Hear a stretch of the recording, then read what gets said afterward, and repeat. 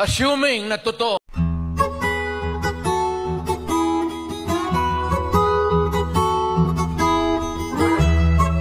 So yun na nga mga idol, naganap na nga yung sorties dyan sa Hong Kong kanina, kung saan ang daming mga OFW nating masayang masaya dahil yung kanilang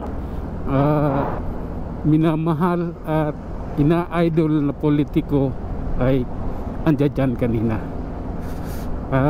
Siyempre kahit sino naman talagang masayang masaya at mapapaiyak talaga dahil sa ganung mga pangyayari na pinuntahan kayo dyan, hinarap kayo, at unang bansa na nagkaroon ng pangangampanya ang PDP laban, unang bansa yan.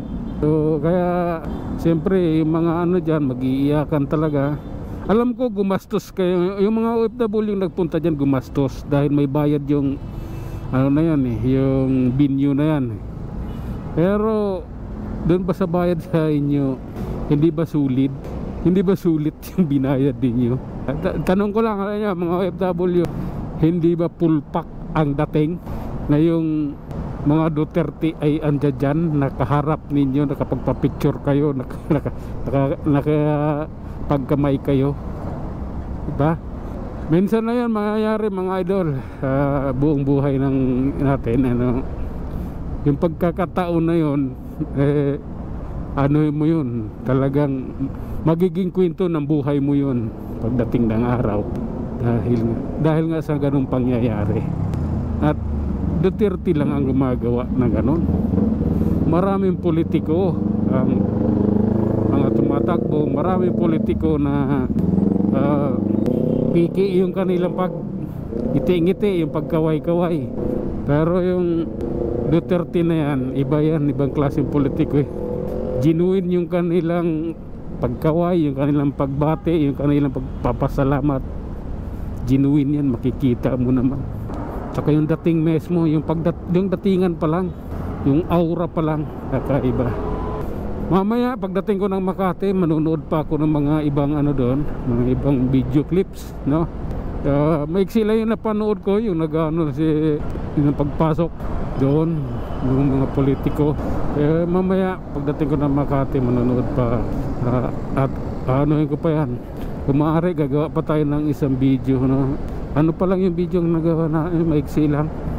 Dahil siyempre tayo ngayon, motovlogging kasi ako, tapos political vlog na rin.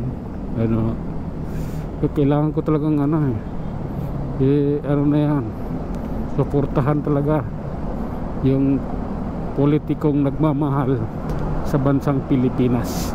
Yung iba kasi politiko, ang minamahal niyan pera, hindi naman Pilipino. Ang hinahabol ng mga ibang politiko yung pera na makukuha nila, hindi naman ang serbisyo sa bayan ang habol ng mga yan. Kaya talaga yan, iba yung mga ginagawa nila sa mga sinasabi nila.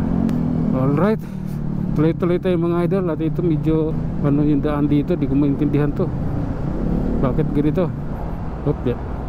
May buhangin. Ang saya siguro yung hindi mo may paliwanag yung saya, yung tuwa mo, lahat na Imaginin mo yung napapanood mo lang na nakikipag-away ka sa social media, sa comment section, pinagtatanggol mo yung mga Duterte, tapos nasa ibang bansa ka, tapos kanina naganap ang hindi inaasahan. Andyan dyan yung mag-ama, nakaharap nyo, nakapagpa-picture kayo. Talagang kakaiba yung pagkaramdam ng ganon mga idol. Sulit na sulit yun. Talagang hindi nyo makakalimutan yun. Okay, congrats sa lahat ng mga OFW na nagpunta doon.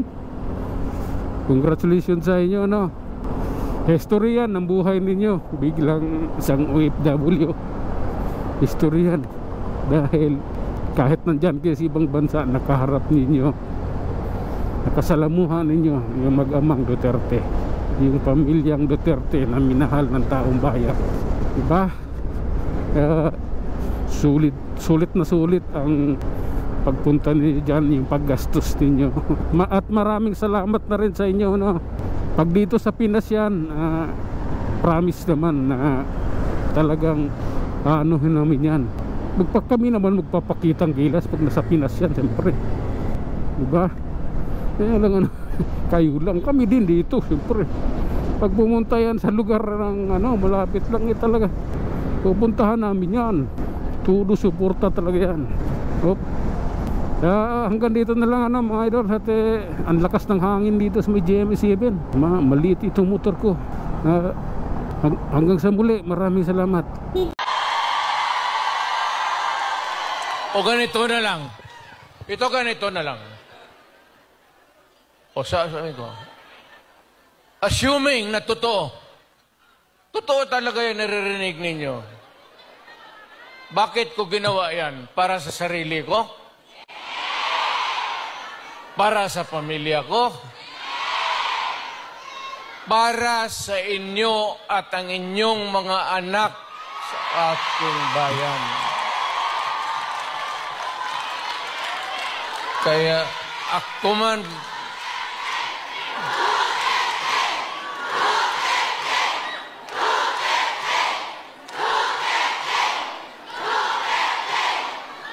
ang higiin ko na lang sa inyo, total, kung ganito man talaga ang swerte ko sa buhay, okay lang, tatanggapin ko yan. Wala tayong magawa hulihin tayo kung ikulong tayo. Kaya lang, meantime, mag-contribute kayo, baske